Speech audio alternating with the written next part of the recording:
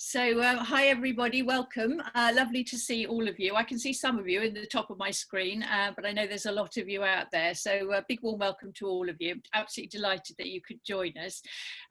We've got a big treat in store for you today because we're going to be talking about something that I think is dear to everybody's heart. I think most women would love to have a really lovely head of beautiful, voluminous, wonderful, lustrous hair, and many of us don't, and it's a cause of great concern and worry. So the whole purpose of today's Zoom call is to have a masterclass really from an absolute expert in the whole subject of hair care and hair health, in the form of Lisa Caddy, who is part of the Kingsley group company, and so she is a trichologist, and I think I might start by obviously welcoming Lisa and just asking her, what does it actually mean to be a trichologist? So what is a trichologist? Oh, well, thank you very much for inviting me, Tricia. It's a pleasure to chat to everybody today,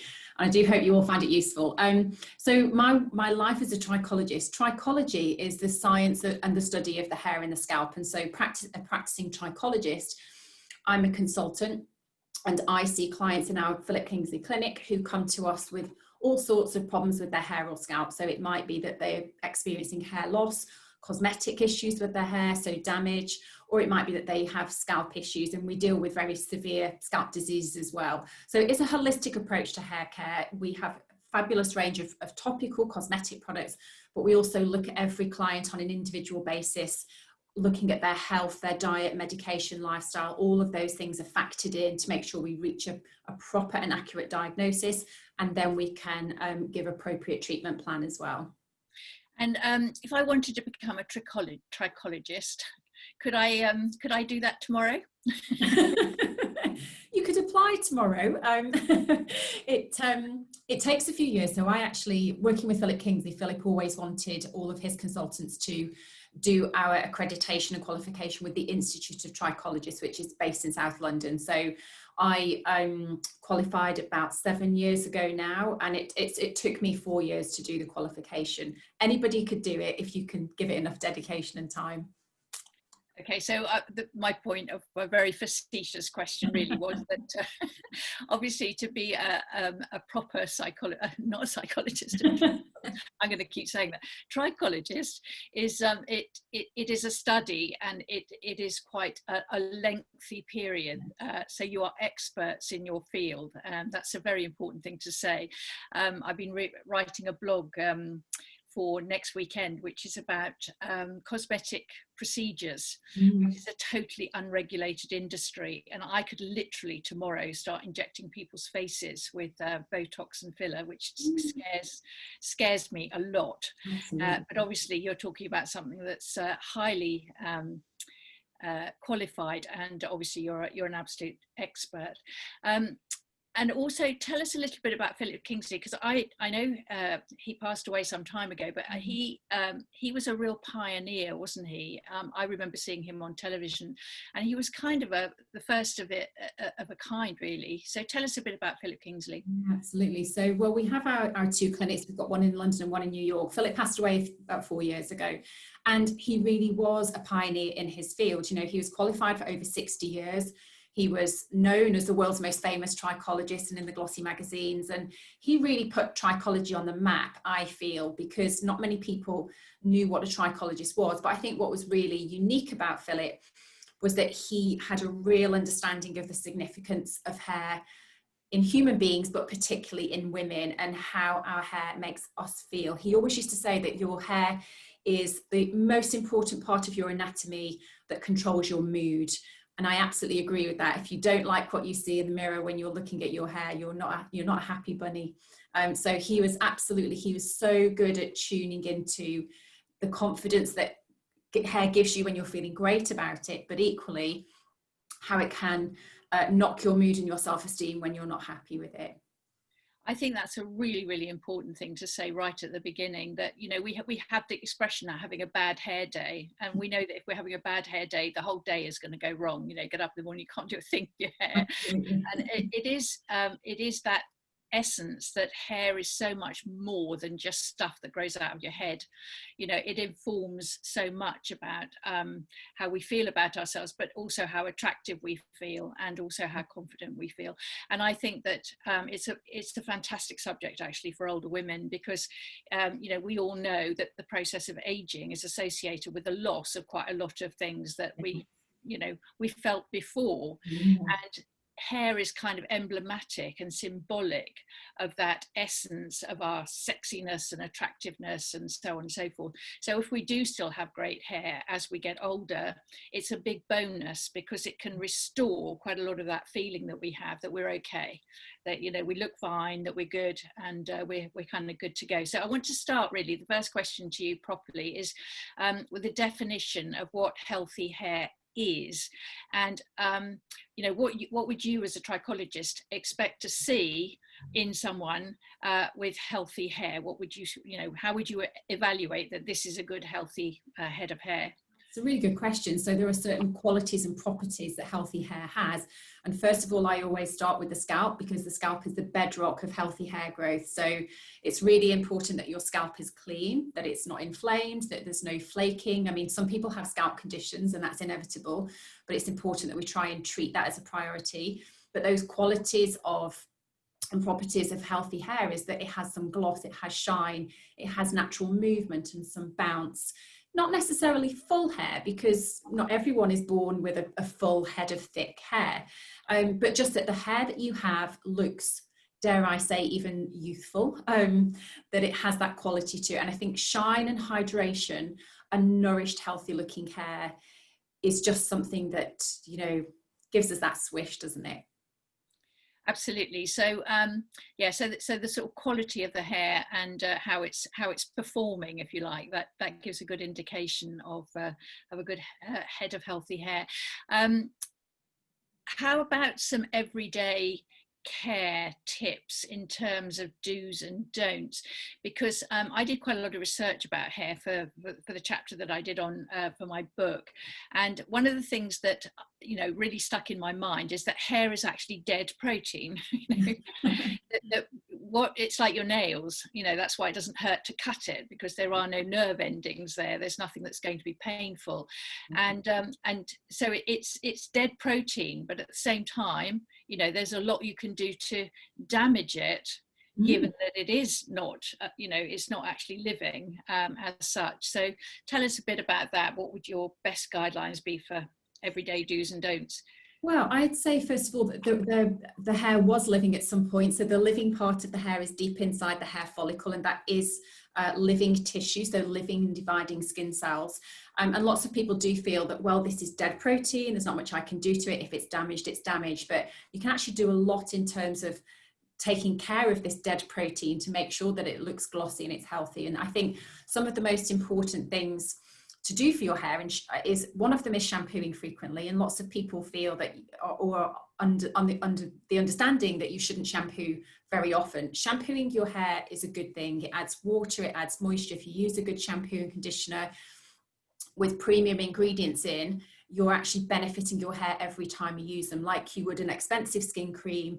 The more times in a week you can use that, you know your skin's going to benefit. And it's the same for your hair care. So choosing good products, shampooing frequently. And there's an internal and an external approach. So first of all, internally, how is your diet? You know, I think we really underestimate the importance of diet and the connection of diet with hair.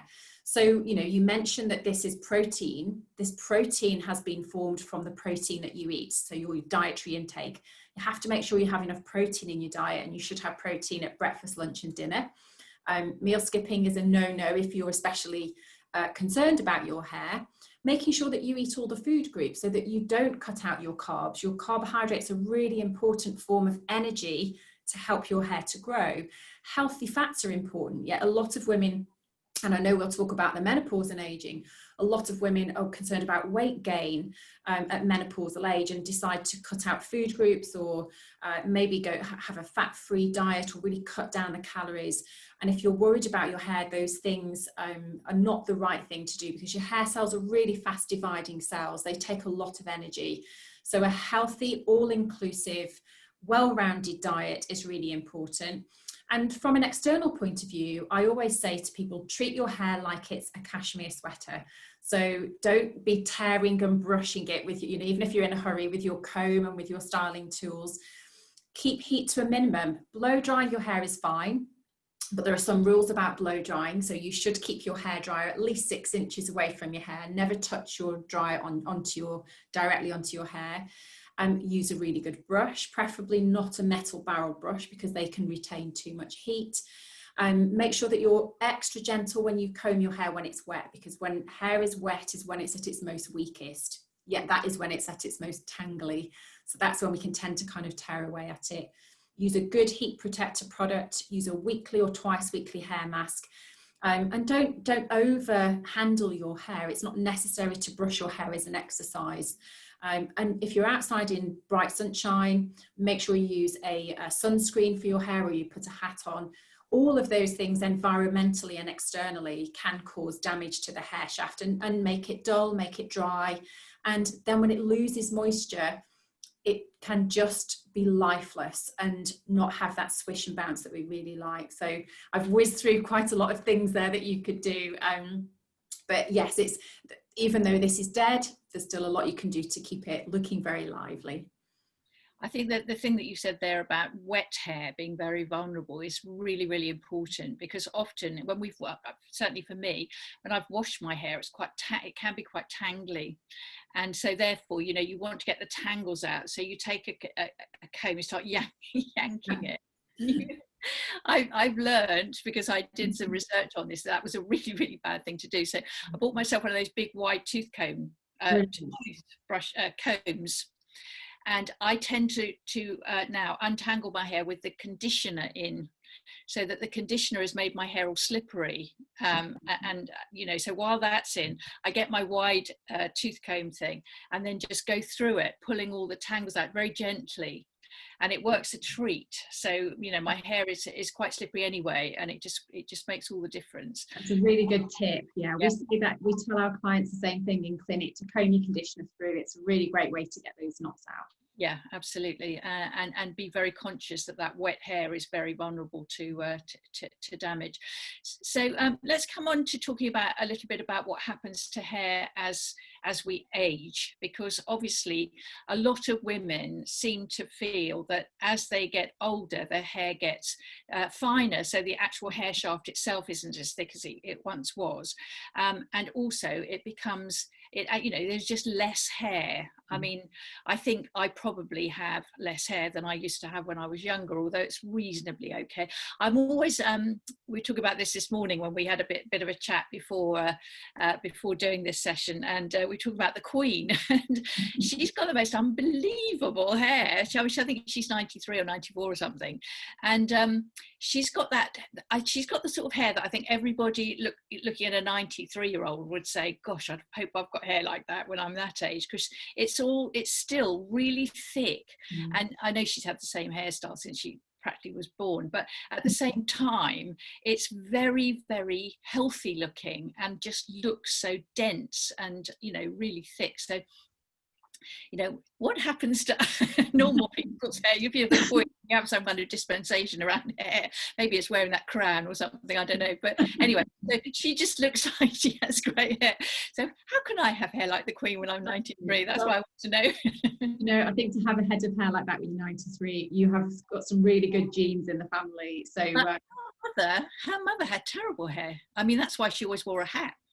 Because yeah. Yeah, well, somewhere back in the family, I've always assumed that was why. Somewhere in the family, maybe her father's hair was a good head of hair, or even grandparents. It's all luck of the draw, and you know, look at the family and look at genes. You get brown eyes from somewhere, you get the shape of your nose from someone else. Yeah. So a lot of it can be genetics, but absolutely, as we go through the aging process, we do expect that our facial skin will change. We know that will happen, but we rarely realize that the same will happen to the skin on our scalp.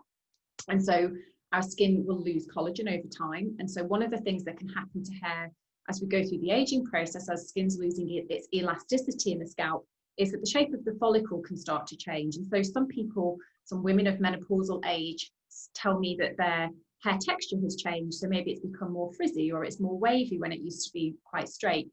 So the hair texture can be one thing, and also hair condition. So lots of women say that their hair becomes more dry as they're in the menopause. And that can be because oil production, among many other things, slows down. So facial skin gets more dry. And the same can happen to the oil glands in the scalp not producing as much sebum. So hair can look less shiny and more dry. But I think in terms of volume and density, two different things play a part here. The natural aging process. So let's say, for example, we are not someone who's inherited any genetic predisposition for hair loss. We're just going through the aging process. We do recognise that most people, men and women, the hair diameter gradually gets finer over the years. Rarely do you look at someone, unless you're the Queen, who has the same density hair at 93 as you did when you were 23. Usually changes. So that's one thing, that the hair diameter can start to get narrower. And so we've got finer hairs, and overall we have less volume.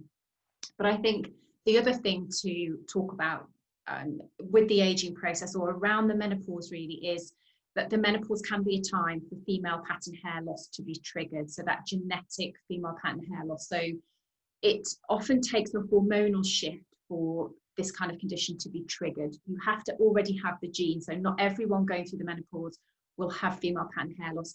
If you've inherited the gene for that, it can be triggered at the menopause. So that's when the estrogen starts to diminish, which means that's a bad thing for hair. Hair loves estrogen. It's a great hair hormone, and it keeps hair in its growth phase for its maximum amount of time.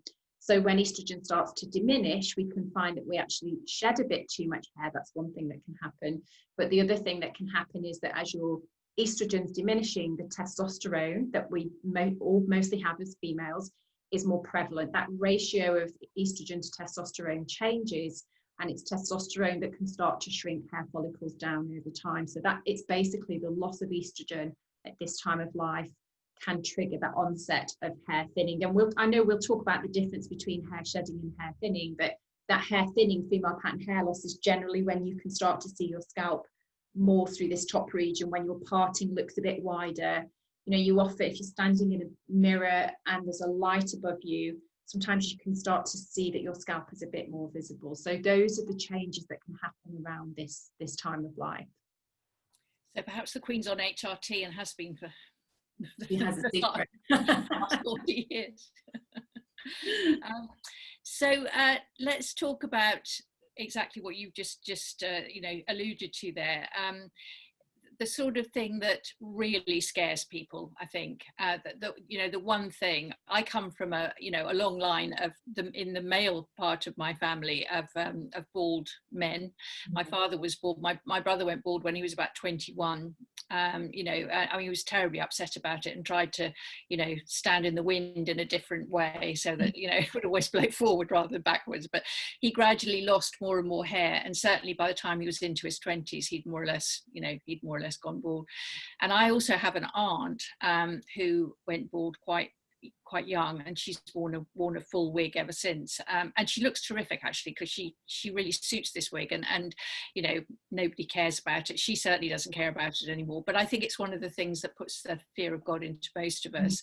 And certainly once or twice in my life when I've had very dramatic hair shedding after my babies were born, postnatal, I've become very, very twitchy and worried about it, and thought, oh my goodness, that is the one thing that I would be very scared of. So tell us about alopecia. I mean, what causes it, and is there anything you can do to stop it once it starts? Yeah, well, just to unravel the word alopecia. So and but not everyone understands that the word alopecia is an umbrella term for hair loss. So when some people hear the word alopecia, they think it's when you have those circular patches of hair loss kind of here and there. But actually alopecia, so you can have postpartum alopecia, which is what you were describing when you've had a baby. You can have post-febrile alopecia, which is what happens when you've had a high temperature. So you can have genetic alopecia. So they're all different types. But the two most common ones that I see in clinic are hair shedding and genetic hair loss. So hair shedding, I will describe what it looks like and some of the most common factors and what you can do. Hair shedding is actually the best. If you're going to have a type of hair loss, hair shedding is the best type of hair loss you can have because it is classed as a temporary condition. The trick is to identify the cause, correct that cause, and then hair should return to the way it was. So if you're seeing excessive hair fall when you shampoo, when you brush, maybe when you're hoovering the bedroom floor where you blow dry your hair, so you're seeing an abnormal amount of hair fall for you, then some of those most common factors are nutritional. So it can be that you have low iron levels or low vitamin B12, low vitamin D. There are kind of a small handful of nutritional factors that can be at play. Thyroid disturbance is another very common cause of excessive hair shedding, and weight loss or fluctuating weight can be as well. And of course, I have to mention COVID, because COVID can give you a high temperature, and that can cause excessive hair shedding as well. You see this hair shedding 2 to 3 months after an event. So let's say, for example, you had COVID-19 in March. By June, you'd probably start to see some hair shedding. It does settle down, but it's a good idea to have some blood tests done if you can. And most GPs would do some blood tests for things, your basic nutritional factors like your iron, your ferritin, B12, vitamin D, and your folates. They would be my top 5. If you are suspecting of a thyroid problem, so thyroid issues are very hereditary in the family, then you could ask for a thyroid test as well. So that's a quick way to see if you can identify anything from your blood work. As I said, hair shedding does settle down, but it can be really alarming to see. And most people, the first question they have when they see a lot of hair coming out is, am I going to go bald? If this carries on for X amount of months, I'm not going to have any hair left. Nobody ever goes bald from excessive hair shedding. Its fancy trichological term is called telogen effluvium. So if you're seeing a lot of hair fall, it's called telogen effluvium. But good to try and get to the bottom of it. As a temporary fix, or if you want to do something quite quickly while you're trying to organise some blood tests, then from a topical point of view, some of the products you can use, one would be a nutritional supplement. So I've got something there to show you called Tricho Complex, which is a vitamin and a mineral supplement. That can just give your diet a real boost. If you look at your diet and think, I know it's not great, I know I don't include everything, then supplements can be really useful. And also some stimulating products. So if you look at our Philip Kingsley range, we have 2 stimulating products, one called one called Stimulating Scalp Toner and one called the Stimulating Scalp Mask. So they can help you in the short term to stimulate the scalp and try and slow down some of the shedding while you try and get to the bottom of what's happening. In terms of the female pattern hair loss, so when we talk about genetic hair loss, this is female pattern hair loss. You've probably heard of male pattern hair loss. It's the same mechanism, it's the same cause, but in the men it looks slightly different to in the women. So if you're someone who feels you're getting thinner here on the top, but the sides and the back is generally the same, maybe your parting's a bit wider, you don't actually see any excessive hair shedding with genetic female pattern hair loss. You just get this gradual thinning over time, and it's a subtle kind of hair loss to begin with. So the hair follicles start to shrink over time as that estrogen starts to diminish. And this is a progressive condition, so it does need treating, and we do have prescription products in clinic which can completely put the brakes on this kind of hair loss. So treatment quite early is quite key and important. But there is absolutely something you can do about it. There are products that we supply which are a prescription that will slow down the progression, put the brakes on, and actually help to improve some hair density as well. You can actually grow a bit more hair with some of the treatments that we use.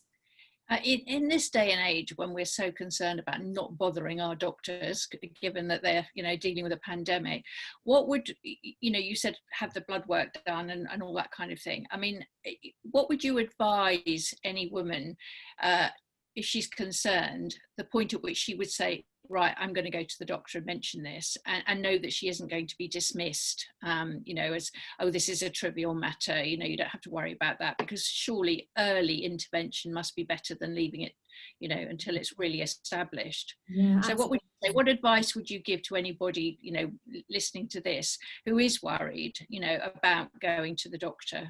Yeah, sure. So I would say, if it's hair shedding that's bothering you, if it's been going on for longer than 12 weeks, that is not going to sort itself out in that time. Normally excessive hair shedding goes on for about 12 weeks and then it slows down and settles down. If you've been seeing it for much longer than that and you're noticing quite a reduction in your overall hair volume, then it's the time to seriously go and see a doctor, because it can highlight some health conditions, some health issues, having that blood work done. So it is important. And also, and with the hair thinning side of things, if you're noticing hair thinning here, treatment intervention is really important to help stop the progression. So if you have the means to have a consultation with a trichologist, it is the best thing that you can do to have that consultation and get onto some prescriptive products quite quickly. And do you do telephone consultations? We're doing Zoom consultations, which work brilliantly. Yes, yeah. Really That's good. That's good to hear. So, you know, just because you are based in London and New York, and you know, a lot of the people that will be on this call will not be, you know, accessible to either of those places. So, the fact that you can actually talk to somebody professionally, you know, at distance is really good. Give us a couple of examples of people that you have consulted you, and you know, what's been the result. So what have they been presenting with? What have you given them, and what's the outcome been? So give us a couple of examples. Yeah, so treatment for female pattern hair loss takes some months to start to see the results. Hair grows annoyingly slowly, especially when you're watching it. So we do take before and after photographs, which is quite telling. So I had a lady probably 8 months ago now who had quite clearly to me female pattern hair loss. Her parting was wider here, and we took some photographs and started her on our prescription scalp drops, which put the brakes on and helped to improve a bit more density. And so we asked them to come back for a follow-up appointment a few months later. In her case, it was about 4 to 5 months later. And because when you're looking in the mirror every day, waiting for hair to grow, it's hard to know whether anything's changed. And she was actually really convinced that nothing had changed. She said, I don't think the drops are working for me, nothing's. But when we took those photographs in that consultation, which is always really rewarding, and we sat them side by side, it was really clear that her treatment had been working, but hair growth is very slow and subtle. So it's really nice to see that. And it actually motivates and encourages the patient to continue with the treatment then, because they can see the results and they can see it's working.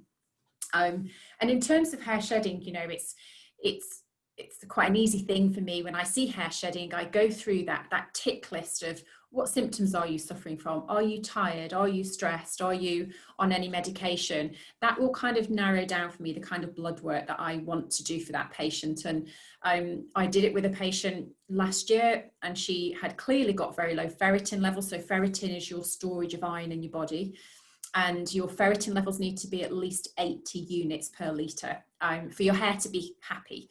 And we put her on some iron supplementation. She was shedding hair for goodness knows how long. Put her on some iron supplementation. Her ferritin levels reached the optimum level where hair starts to be happy, and she started to have the regrowth. And the shedding, first of all, the shedding slowed, then it stopped, then she could start to see the regrowth. So it's really rewarding to see those things, and how relieved patients feel when actually their hair starts to come back.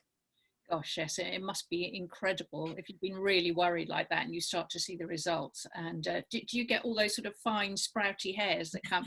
Everybody gets those, don't they? Every now and again, I'll go through a natural period of sort of shedding a bit of hair, then it'll start to grow again. You get these fine sprouty bits that still stick up, you know, when you've washed it, which is quite annoying, in fact. Okay, that's really good to hear. So I'll go back to Bryony, who has some questions, no doubt. Okay. Hi, Lisa.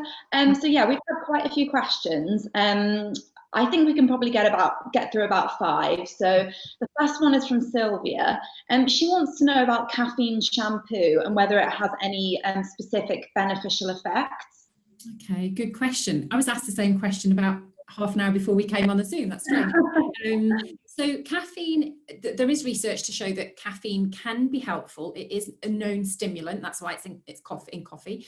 And we actually use it in 1 or 2 of our products, but we're very clear about caffeine. It's a very, very mild stimulant. If you're suffering with excessive hair shedding, or you've got what you think might be genetic female pattern hair loss, it's not going to resolve that kind of issue. So if you have any results from it, it might be very subtle, if any at all, but it's not harmful. Okay, that's good to know. Tanya wants to know whether the length of our hair has any impact on hair shedding. So if our hair is longer, will it shed more? If it's shorter, does it shed less? Is that any sort of, is there any kind of proof to back that up, or does that not have any impact at all? Yeah, no, so your hair length doesn't have any bearing on how much hair you will shed. I think some people feel better cutting their hair shorter because it looks like there's less in the basin when you've shampooed it. So long hair can look like a lot. 100 hairs when you've shampooed is a normal amount to lose. And that will look a lot if you've got really long hair. It looks a lot less if you've got short hair, but the weight of hair in terms of its length won't have an impact on it. Okay. Gloria has said that she suffers from hair loss due to anemia, and she wanted to know what your kind of suggestions would be to promote hair growth specifically with her condition. So anemia is a very common cause of excessive hair shedding, the most common cause. And so the trick is to become non-anemic. So that's really to get your iron levels to a really good place, not just an acceptable place where generally your health is okay. You really need to get your iron and your iron storage to a really good place where it optimizes hair. So if she's quite sure that there is a definite connection between her anemia and her hair shedding, she's really got to work on getting her iron levels up with some supplementation. That if she's anemic, hopefully her GP would prescribe a good strong iron supplement for her. Okay, perfect. Catherine has asked, so she's really interested to know whether the speed of hair growth has anything to do with genetics. She said that in the summer, her hair can sometimes grow up to sort of an inch every 5 weeks. So she's just interested to know, is that to do with genetics, the speed of hair growth? Yeah, I definitely think, well, length of hair, how long you can grow your hair is definitely genetic. So I think there may be a factor for speed as well. So if you look at women who live in Asia, they can perhaps grow their hair so long it kind of grows to the back of their knees. And most of us at this side of the world can't do that. So hair length can have a genetic factor. So I think hair speed can as well. Normally hair grows about 1 to 1.25 centimeters in a month, but definitely some people report that during the summer months, because vitamin D levels go up, vitamin D is really good for your hair. It can be that you notice your hair gets a bit longer, a bit quicker during the summer. Okay, and then I think we've just got time for one last question. So Gina wants to know, she's got very fine hair and finds that conditioner sometimes can make her hair feel flatter. So she wants to know what product you would recommend for her to use to sort of stop that happening. Yeah, so lots of people with fine hair avoid conditioners because they found they're too weighty. You need a very lightweight one. So have a look at the Philip Kingsley bodybuilding range of shampoo conditioner. They're weightless shampoo conditioner. But my trick is with conditioner, it only goes on your mid-lengths and ends. Never put conditioner, don't plop it here when you're in the shower and you're shampooing, because that will really weigh the roots down. Just make sure it goes on the mid-lengths to ends and comb it through, as Tricia quite rightly said, when you're in the shower, and you won't add too much weight to it. Perfect. Okay, thank you so much. You're welcome. Thank you, Bryony. And I want to just finish off by massive thank you to Lisa. That was absolutely brilliant. We had somebody in my group who was, she herself was a hairdresser, and she said she had learned something today. Oh, that's amazing. So even somebody who was really, you know, an expert with hair and hair cutting and so on and so forth, she's learned stuff today. And so I do hope all of you have enjoyed it as much as I have chatting to you. And I can thoroughly recommend those Philip Kingsley products that you're talking about, because they are the sort of gold standard, really. And I know that a huge amount of research and so on has gone into creating a range which is particularly specifically supportive of really good hair health, so that we can all look like the Queen. There's hope yet. For all of us when we're 93. Anyway, thank you very much indeed, Lisa. That was really brilliant. And thank you to everybody who's joined the call. It's always delightful to see all of you. And I shall look forward to seeing you when we have the next one in a couple of weeks' time on the 15th. We'll have the next one the 15th of September. So bye-bye, Lisa, and bye-bye to everybody. Bye-bye. Bye-bye. Take care.